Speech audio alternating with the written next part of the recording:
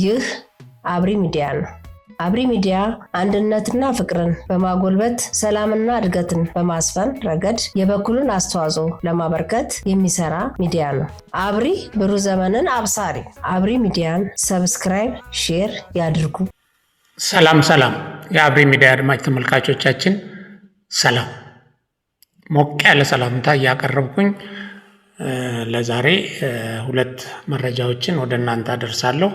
አንደኛው ህወሓት 7 ቁልፍ አመራሮችን ከማዕከላዊ ኮሚቴና ከስራ አስፈጻሚ ማባረሩን የሚገልጽ ነው።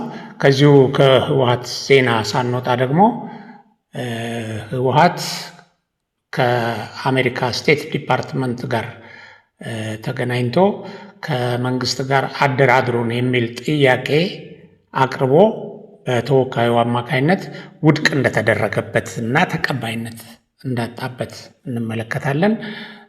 በሁለተኛው ዜና የአፋብን የሚባለው የፋኖ ቡድን ይህን የምርጫ ምዝገባ የምርጫ ሂደት ህዝቡ ለምርጫ በነቂስ ወጥቶ ያደረገውን ድጋፍና ሂደቱን ማደናቀፍ ሳይችል ቀርቶ አሁን በመጨረሻው ሰዓት ላይ ከነገ አርብ ጀምሮ ለ5 ቀናት የሚቆይ መንገድ ይዘጋ የሚል መግለጫ አውጥቷል። ይሄ ምን ሊያመጣ ይችላል? በምርጫው ላይ ምን አይነት እንቅፋት ሊፈጥር ይችላል? ቡድኑስ አቅም አለው ወይ መንገድ ለማዘጋት? ህዝቡ ለዚህ ጥሪው ይተባበራሉ የሚለውን እንመለከታለን። ወደ መጀመሪያው መረጃ ሳልፍ የጽንፈኛ ህወሓት ቡድን ስራ አስፈጻሚ ኮሚቴ አባላት ከ09/09/2018 ዓ.ም ጀምሮ ሲያካሂድ የነበሩትን ግምገማ ትናንትና አጠናቀዋል። ግምገማቸውን ሲያጠናቅቁ የተለያዩ አመራሮችን ከስራ አግደዋል። ግምገማው ማጠቃለያ በኋላ ወደ ስራ አስፈጻሚ ስብሰባ ገብተዋል እና በዚህ ስብሰባ ላይ በርካታ ውሳኔዎች የተወሰኑ ሲሆን በተለይ የህወሓትን የጦርነት አቋምንና ጽምዶን ይቃወማሉ ወይም እንቅስቃሴያችንን ሊያደናቅፉ ይሞክራሉ ያሏቸውን ከፍተኛ የህወሓት አመራሮችን ከማዕከላዊ ኮሚቴና ከስራ አስፈጻሚነት ማባረር እነ ደብረጽዮን የወሰኑ መሆኑን ከውስጥ የወጡ መረጃዎች ያሳያሉ። እንግዲህ ከስራ አስፈጻሚ ተባረሩ ተብለው የተገለጹት ስም ዝርዝራቸውን ቀጥሎ ያለው ነው። አንደኛ ዶክተር ፍስሐ ሀብተጽዮን፣ ዶክተር ሰለሞን ኪዳኔ፣ ሊያ ካሳ፣ ተክላይ ገብረመድህን ሲሆኑ እነዚህ ከስራ አስፈጻሚ የተባረሩ ናቸው። ከማዕከላዊ ኮሚቴ የታገዱት ደግሞ አለም ገብረዋህድ፣ ክብሮም ፍስሐዬ ሲሆኑ ከባድ ማስጠንቀቂያ የተሰጠው እና ምናልባት በቀጣይ ሊባረር ይችላል የሚል ግምት የተቀመጠለት አማኑኤል አሰፋ መሆኑን ለማወቅ ተችሏል። እንግዲህ ይህም ህወሓት እርስ በርሱ እየተብላላና ይሄ ውስጣዊ ችግሩ ጎልቶ እየወጣ መሆኑን የሚያሳይ ነው። በሌላ በኩል እንግዲህ የክልሉን ጊዜያዊ አስተዳደር አግዶ ስልጣን የተቆጣጠረው የህወሓት አንድ ክንፍ የሆነው ቡድን የውጭ ግንኙነት መሪዎቹን ከስቴት ዲፓርትመንት ባለስልጣን ጋር ለማገናኘትና ያደራድሩን ጥያቄ ለማቅረብ ያቀረበው ፕሮፖዛል ወይም የጠየቀው ፍቃድ ውድቅ መደረጉ ተሰምቷል እና ይህም በተመለከተ እዛው ከመንግስት ጋር ተነጋገሩ እንደተባሉ ነው መረጃው የሚያመለክተው። ከአምባሳደር ፍስሐ አስገዶም ጋር በጉዳዩ ዙሪያ ከተወያዩ በኋላ የአዲስ ስቴት ዲፓርትመንት የቀረበለትን የውይይትና የአደራድሩን ጥያቄ ውድቅ እንዳደረገው ያሳወቀው በዚህ ሳምንት መጀመሪያ ነው። በጦርነቱ ወቅት በፈለጉት ደረጃና መጠን ከስቴት ዲፓርትመንት ሰዎች ጋር ሲመክሩ እንደ ቤታቸው ገባ ውጣ ሲሉ የነበሩት እና ማዕቀብ ሲያስጥሉ በኢትዮጵያ መንግስት ላይ ጫና ሲያስፈጥሩ የነበሩት የህወሓት ሰዎች ዛሬ ላይ ስቴት ዲፓርትመንት የሰጣቸው ምላሽ ከተደጋጋሚ ጥያቄ በኋላ ነው እና ከብዙ ጉትጎታ በኋላ ሲሆን በዛውም አይቻልም፣ እኛ አናደራድራችሁም፣ ያው ህጋዊ አይደላችሁም፣ ካስፈለገ እዛው ከመንግስት ጋር ተነጋገሩ የሚል መሆኑ ተስፋ አስቆራጭ እንደሆነባቸው የተገኘው መረጃ ያመለክታል። ዶክተር አዲስ ዓለም ቤሌማ በቅርቡ ከትግራይ ዲያስፖራ አባላት ጋር በዙም ባደረጉት ገለጻ በዲፕሎማሲው ረገድ ተቀባይነት ማጣታቸውን መግለጻቸውና የክልሉ ተወላጆች በጦርነት ወቅት ሲያደርጉት እንደነበረው በየሚኖሩባቸው ሀገራት ሰላማዊ ሰልፍ በማድረግ ጫና እንዲፈጥሩና የወደቀውን ዲፕሎማሲያቸውን ከፍ እንዲያደርጉላቸው መጠየቃቸው አይዘነጋም። እንግዲህ ባለፈው ወር የአሜሪካ ባለስልጣናትና ከፍተኛ ወታደራዊ አዛዦች መቀሌ በመገኘት ጦርነት የሚባል ነገር እንዳታስቡ በማለት ሲያስጠነቅቋቸው እንደቆዩና ወደዚህ እርምጃ ከመግባታቸው በፊት ከዚህ እርምጃ እንዲገቱ የፕሪቶሪያን ስምምነት እንዲያከብሩ ምክር ሀሳብ ሲያቀርቡላቸው ነበር። ቡድኑ ግን ይህንን ሳይሰማ በእንቢተኝነት ቀጥሎ በህገወጥ መንገድ ያደረገውን ጉዞ እንግዲህ እንደተባለው ዲፕሎማሲያዊ ድጋፍ ሊያገኝበት አልቻለም። ከመንግስትም ደግሞ ፊት ተነስቷል። ልደራደር ብሎ ነበር፣ አይቻልም ተብሏል። እና ያው ይህ ቡድን እንግዲህ በሞቱ ዋዜማ እያጣጣረ እንደዚህ አይነት መፍጨርጨር እያደረገና ግን መፍጨርጨሩ እየተሳካለት እንደሆነ ነው የሚያሳየው። ያው የኢትዮጵያ ጠላቶች የመጨረሻ ውድቀቴ ነው እና መንግስት በትዕግስት ወደ ገደል አፋፍ ላይ የሚያደርጉትን ጉዞ በርቀት እየተመለከተ ይገኛል። በሌላ በኩል ወደ ሁለተኛው መረጃ ይሳልፍ የአፋብን ቡድን ወይም ይሄ ጽንፈኛው ፋኖ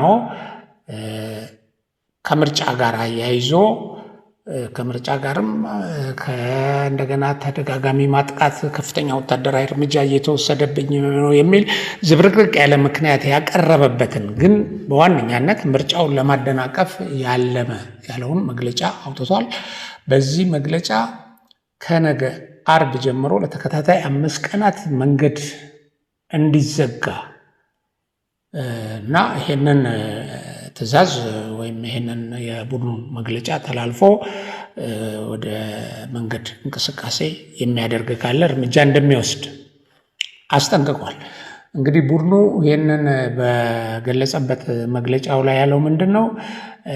መንግስት ለምርጫ አስቻይ ሁኔታዎች በሌሉበት በአማራ ክልል ጦርነቱ ከፍ ብሎ የተለያዩ ጉዳቶች እያስከተለ ባለበት ሁኔታ ምርጫ አካሂዳለሁ ማለቱን አውግዟል። እንደተለመደው አሁን ይሄንን ያወግዝና ግን ይሄ ምርጫ እንዳይካሄድ ነው መንገድ የዘጋሁት ግን አይልም።